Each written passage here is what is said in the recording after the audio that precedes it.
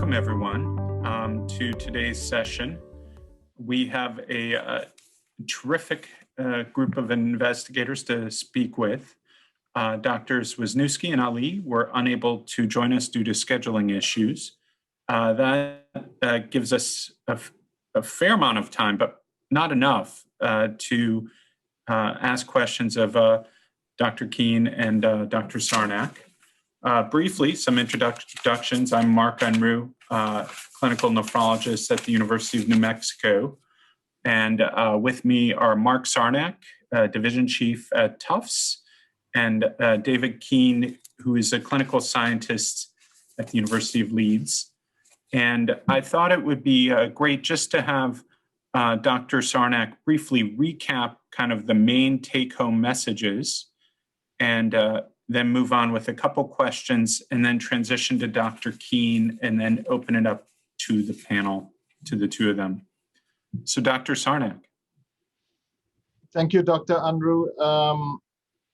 So I think a general summary of my presentation was I just, discussed the type of cardiovascular disease and kidney disease and made the point that although we're focusing on this particular talk on coronary disease, I think as kidney disease progresses, we've really got to think about multiple forms of cardiovascular disease, cardiomyopathy, arteriosclerosis, valvular disease, because a lot of this plays more of a role in the morbidity of patients as their kidney disease progresses. Very briefly discussed risk factors, made the point that prediction equations for developing coronary artery disease are not that applicable in patients with kidney disease. Coefficients are different. Albuminuria and GFR are not incorporated. Rates of events are much higher. Discussed some of the pathology in kidney disease, made the point that there's a lot of calcification of the vessels and that treatment may be different based on this calcification. The calcification may be a good thing, maybe a bad thing. I don't think we know. Discussed some on the type of MIs that patients have, particularly non-ST elevation MIs that are particularly playing a role in these patients. And then focused on prevention of coronary disease, the trials that we have, including blood pressure, some other agents that primarily act probably more through cardiomyopathy rather than atherosclerosis, and treatments for ischemic coronary disease, including the ischemia CKD trial, and then ended up on throughout the talk, I discussed controversial areas where there's a requirement for more research. And I think it's pretty well recognized that in kidney disease, we don't have the trials. So the ischemia CKD was one of the first trials that really focused on patients with CKD. So, we need to be doing more of these trials. And in the meantime, a lot of individual decision-making is required. Great. Thank you, Dr. Sarnak, for the summary. Just a couple quick questions. I was wondering if you could go into briefly the factors that should be considered when you're talking about using a radial access in a patient with CKD versus femoral approach, and kind of how you would approach shared decision-making in that case. Yeah, so that's a good point. So that focused on a little bit in some of the trials. So there are trials looking at using the radial access as an additional conduit in place of a saphenous vein as a second artery for CABG. And, is a randomized trial that's shown a benefit of that. Interestingly enough, the subgroup, when they looked at the people with chronic renal insufficiency and creatinine greater than 1.5, that particular subgroup actually did worse. So, I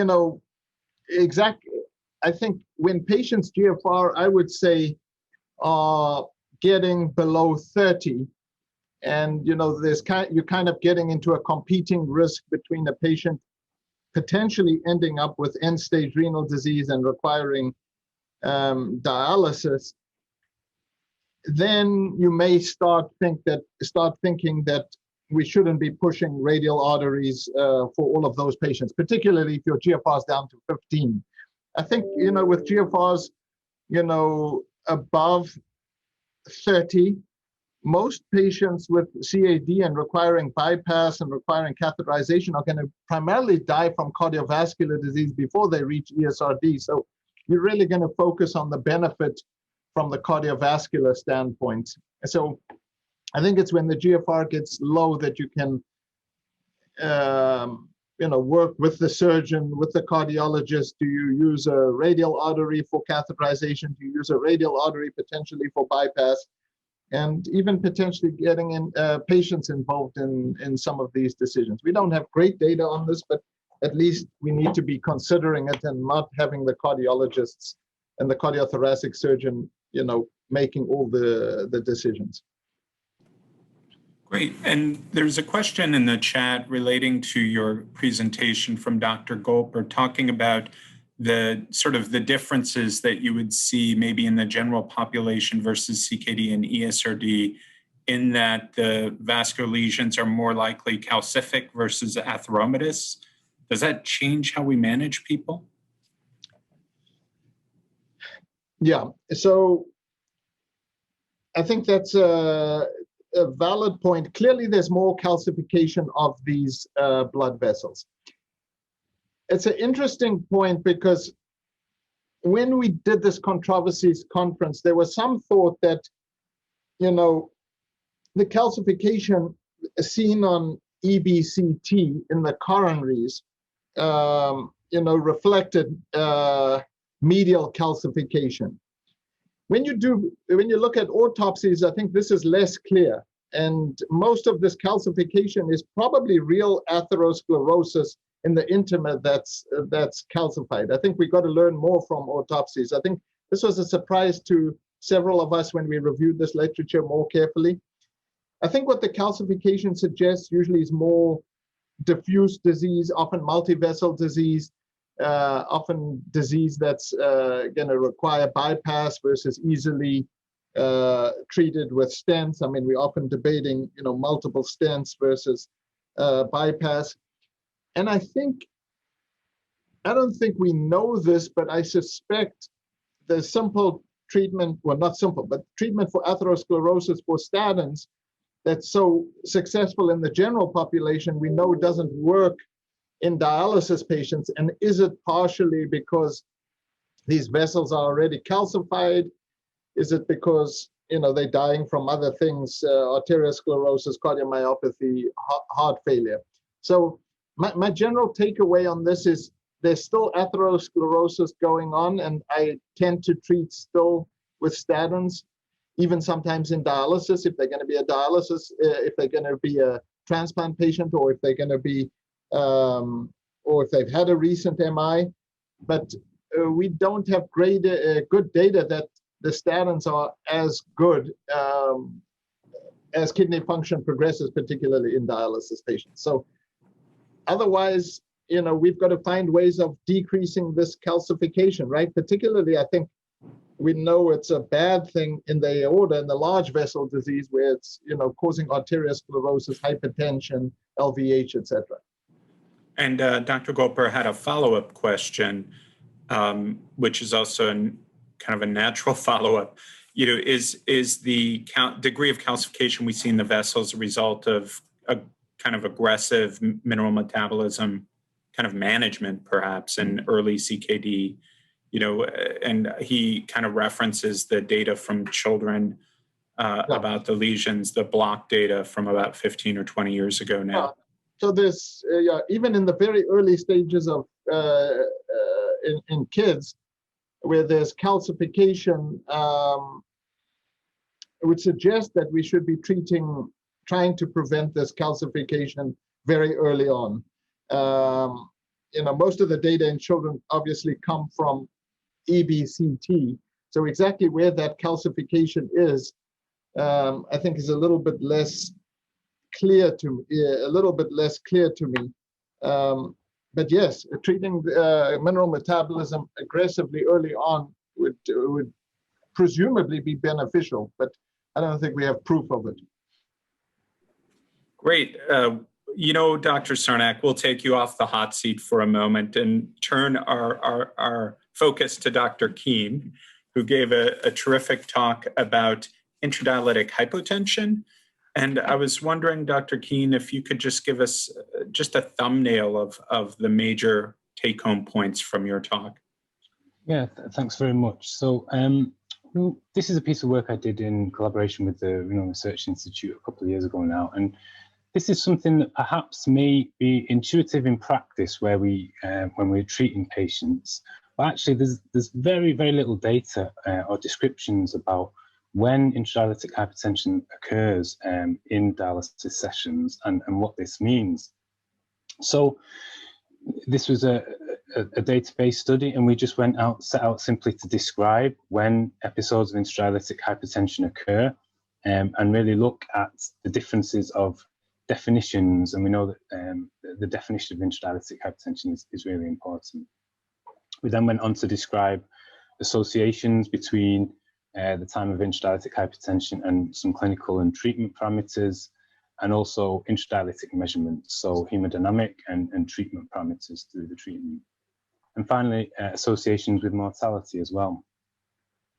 And really, I think the take-home message for me here was that I think by thinking about the time of onset of intradialytic hypertension, it provides some opportunities for unpicking what is probably quite a complex problem, and moving towards being able to individualize how we treat it. So looking at the pathophysiology, how we define it, how we plan trials to look at interventions and how we use these interventions in practice, just opening up more questions really than anything else.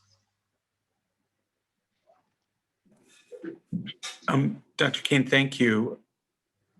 One thing I was curious about was how consistent the early versus late was across treatments. I could imagine, one day someone is early with their intradialytic hypotension and next day they're late with it. Like, is it that you can phenotype people cleanly as an early versus late?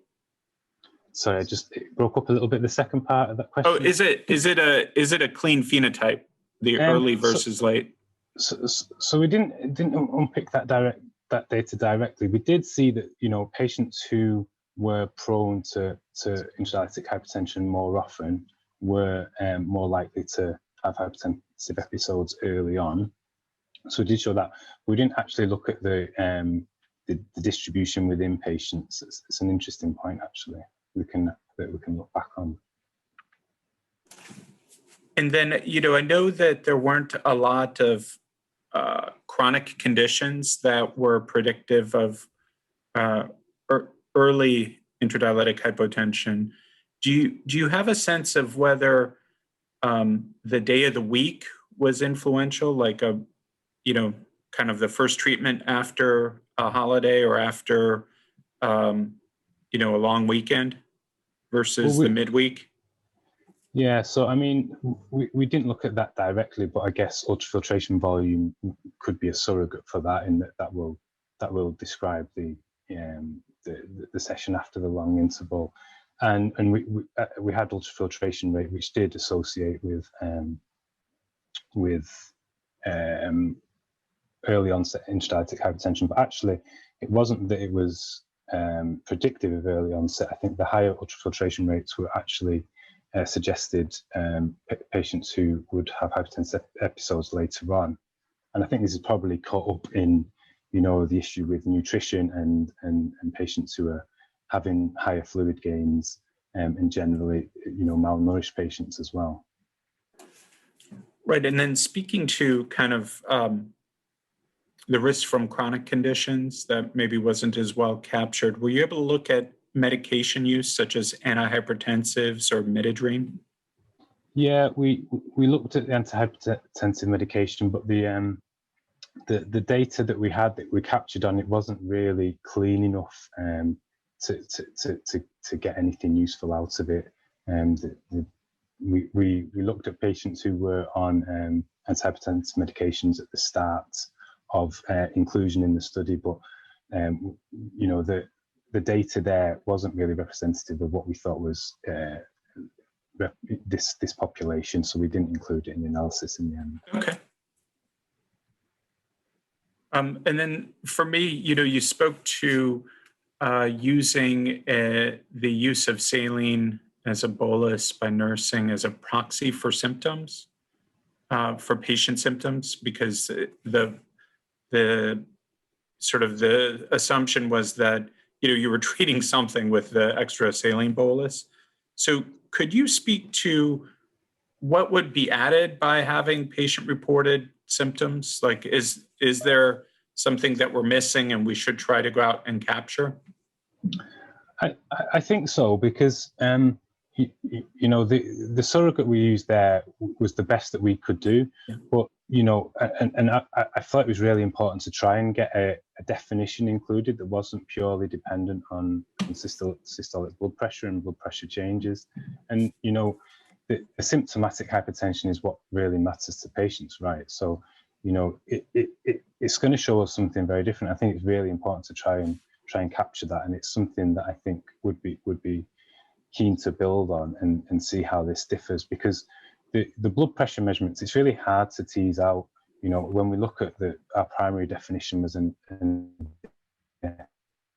millimeters of mercury, and it's really hard to tease out those really early onset episodes from patients who are just chronically hypertensive. And as soon as we take a blood pressure recording, we're going to mark them down as a hypertensive episode. And then just one more question that I was puzzling over a little bit. So if there is a differential in risk and outcomes between early versus late intradialytic hypotension, is it that the impact of that early versus late episode is different on the patient, or is it that there are different drivers for early versus late that you're not accounting for in your mortality model? Well, I think this is what we really need to tease out with some further work, and we can't really do it here. We did adjust in the model for, you know, the patients who were prone to intradialytic hypertension. So this mortality isn't just driven by patients who tend to have hypertensive episodes more often. This is directly related to the time of the onset itself. But yeah, I think this is where the questions that I think this study really opens up. Great. And then I have a question in the chat, and thank you for giving questions. And please give us more questions in the chat. Hyperphosphatemia is another factor that we monitor in addition to hyperlipidemia. We can use statins in dialysis patients, right? Do you want to take this, Dr. Sarnak?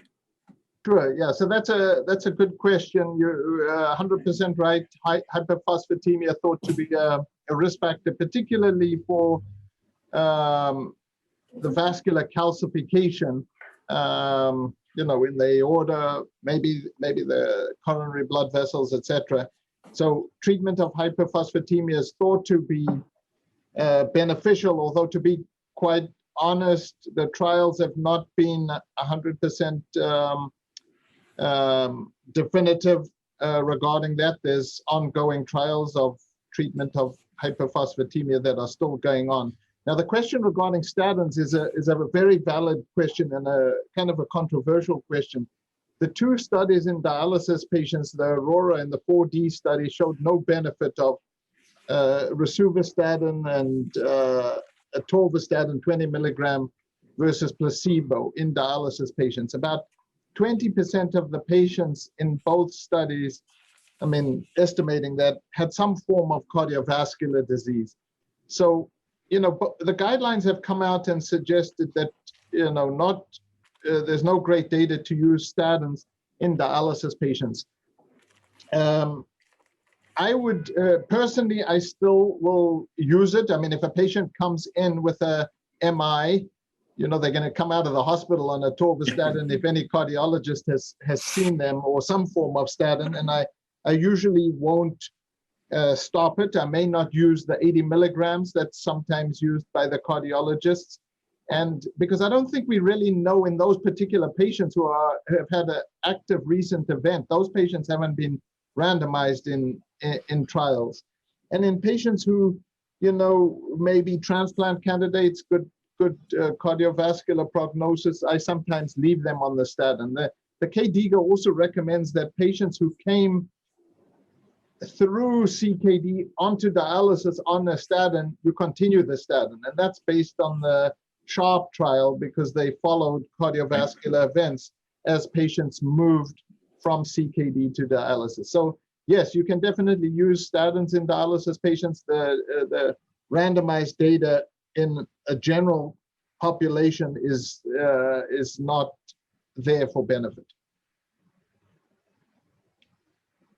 Thank you, Dr. Sarnak. A question for Dr. Keane. How did you calculate EUBF? So that's the estimated upper blood flow, and it's closely related to the central venous oxygen saturation, which is what you can see. It mirrors the patterns there. And what we're doing here, I put a link in the chat to the paper where you can see the actual equation and the work that was done to develop this. But we're looking really at patients who are dialyzed via catheter, so we're getting central venous oxygen saturation using the crit line monitor. And we assume an oxygen saturation. So we're looking at the difference between an assumed oxygen saturation and a measured central venous saturation and measured hemoglobin. And then we have some basically parameters looking at the oxygen consumption in the upper body. And we can use those together and based on Fick's law really to develop a calculation for the estimated upper body blood flow. Great, thank you. And a question from Dr. Ye. Looking at the CHOICE study, there was a differential in outcomes among those with protein energy wasting and those without. So would you prescribe statins to folks with protein energy wasting?